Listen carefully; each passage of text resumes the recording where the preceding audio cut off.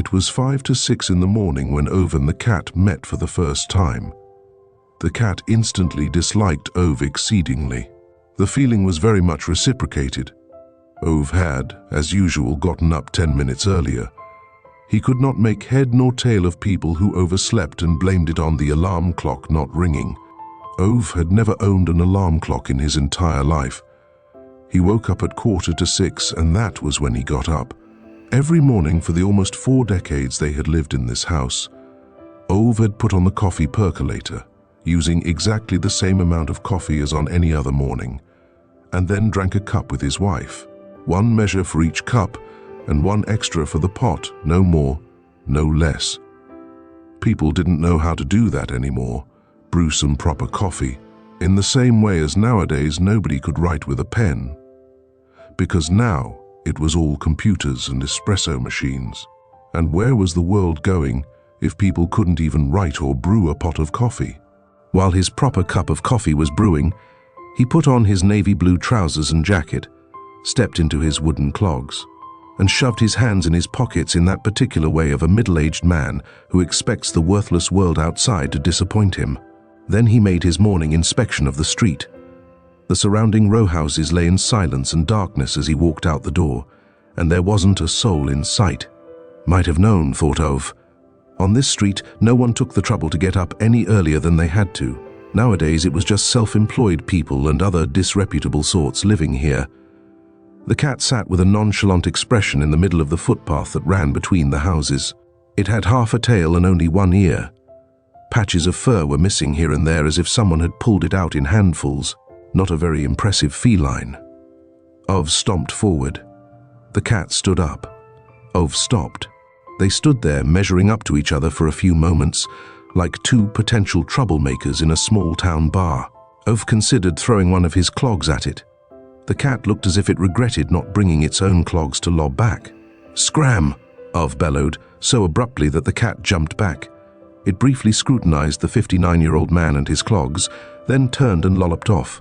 Ove could have sworn it rolled its eyes before clearing out. Pest, he thought, glancing at his watch. 2 minutes to 6. Time to get going, or the bloody cat would have succeeded in delaying the entire inspection. Fine state of affairs that would be. He began marching along the footpath between the houses. He stopped by the traffic sign, informing motorists that they were prohibited from entering the residential area. He gave the metal pole a firm kick. Not that it was wonky or anything, but it's always best to check. Ove is the sort of man who checks the status of all things by giving them a good kick. He walked across the parking area and strolled back and forth along all the garages to make sure none of them had been burgled in the night or set on fire by gangs of vandals. Such things had never happened around here. But then Ove had never skipped one of his inspections either. He tugged 3 times at the door handle of his own garage, where his Saab was parked, just like any other morning. After this, he detoured through the guest parking area, where cars could only be left for up to 24 hours.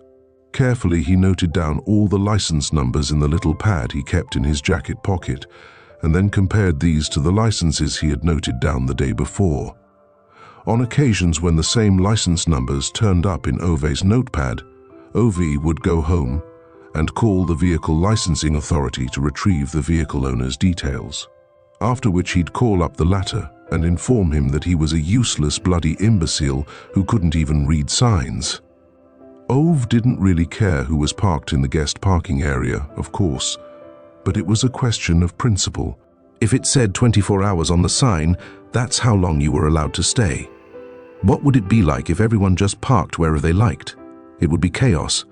There'd be cars bloody everywhere. Today, thank goodness, there weren't any unauthorized cars in the guest parking, and Ove was able to proceed to the next part of his daily inspection, the trash room. Not that it was really his responsibility, mind. He had steadfastly opposed from the very beginning the nonsense steamrollered through by the recently arrived Jeep Brigade that household trash had to be separated. Having said that, once the decision was made to sort the trash, someone had to ensure that it was actually being done. Not that anyone had asked Ove to do it, but if men like Ove didn't take the initiative, there'd be anarchy. There'd be bags of trash all over the place. He kicked the bins a bit, swore, and fished out a jar from the glass recycling, mumbled something about incompetence as he unscrewed its metal lid. He dropped the jar back into glass recycling and the metal lid into the metal recycling bin. Back when Ove was the chairman of the Residents' Association, he'd pushed hard to have surveillance cameras installed so they could monitor the trash room and stop people tossing out unauthorized trash. To Ove's great annoyance, his proposal was voted out.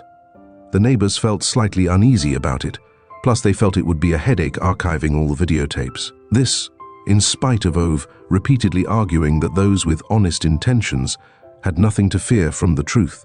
2 years later, after Ove had been deposed as chairman of the association, a betrayal Ove subsequently referred to as the coup d'etat, the question came up again.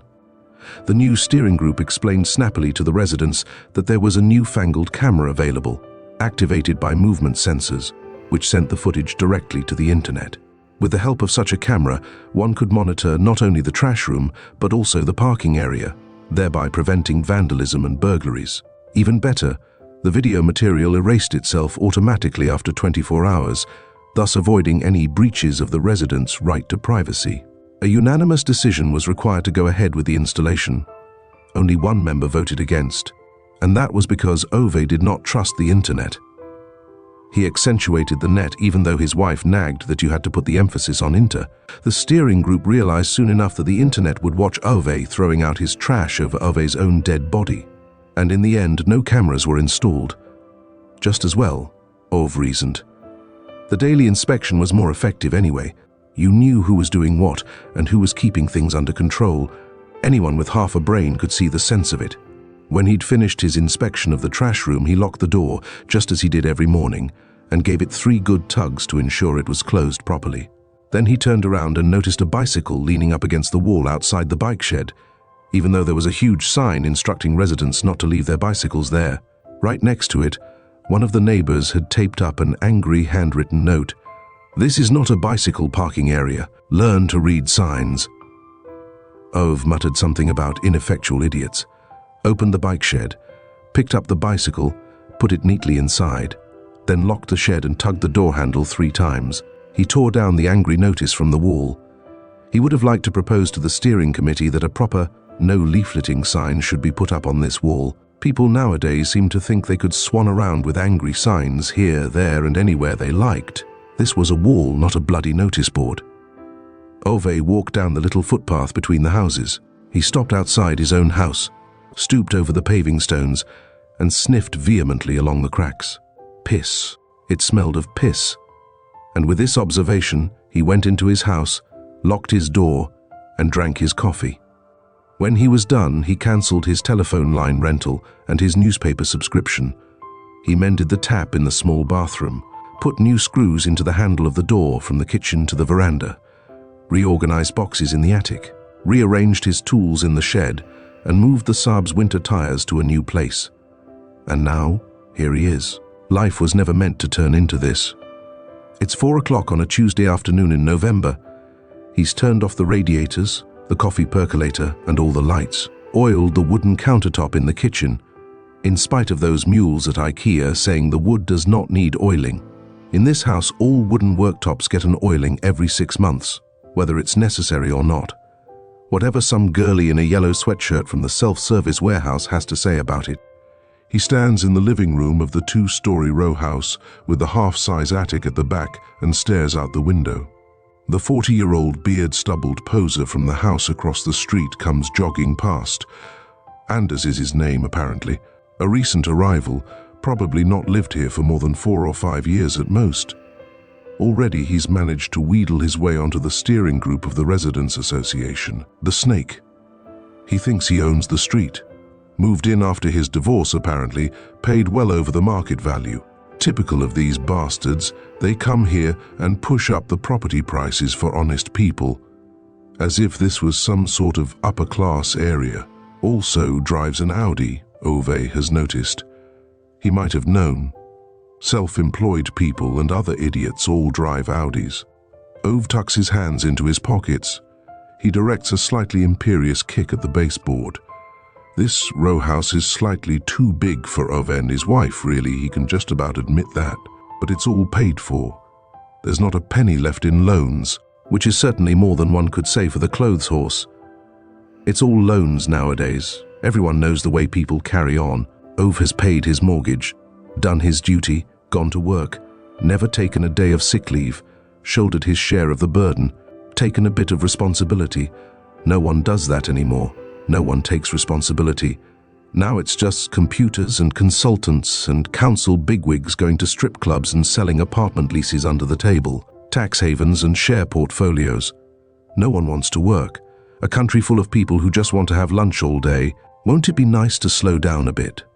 They said to Ove yesterday at work, while explaining that there was a lack of employment prospects, and so they were retiring the older generation, a third of a century in the same workplace, and that's how they refer to Ove. Suddenly he's a bloody generation, because nowadays people are all 31 and wear too tight trousers and no longer drink normal coffee and don't want to take responsibility. A shed load of men with elaborate beards, changing jobs and changing wives and changing their car makes. Just like that, whenever they feel like it. Ove glares out of the window. The poser is jogging, not that Ove is provoked by jogging, not at all. Ove couldn't give a damn about people jogging. What he can't understand is why they have to make such a big thing of it, with those smug smiles on their faces, as if they were out there curing pulmonary emphysema. Either they walk fast or they run slowly. That's what joggers do. It's a 40-year-old man's way of telling the world that he can't do anything right. Is it really necessary to dress up as a 14-year-old Romanian gymnast in order to be able to do it? Or the Olympic tobogganing team? Just because one shuffles aimlessly around the block for 3/4 of an hour. And the poser has a girlfriend, 10 years younger. The blonde weed, Ove calls her, tottering around the streets like an inebriated panda on heels, as long as box wrenches, with clown paint all over her face and sunglasses so big that one can't tell whether they're a pair of glasses or some kind of helmet. She also has one of those handbag animals, running about off the leash and pissing on the paving stones outside Ove's house. She thinks Ove doesn't notice, but Ove always notices. His life was never supposed to be like this, full stop. Won't it be nice taking it a bit easy? They said to him at work yesterday. And now Ove stands here by his oiled kitchen countertop. It's not supposed to be a job for a Tuesday afternoon. He looks out the window at the identical house opposite. A family with children has just moved in there. Foreigners, apparently. He doesn't know yet what sort of car they have. Probably something Japanese. God help them. Ove nods to himself, as if he just said something which he very much agrees with, looks up at the living room ceiling.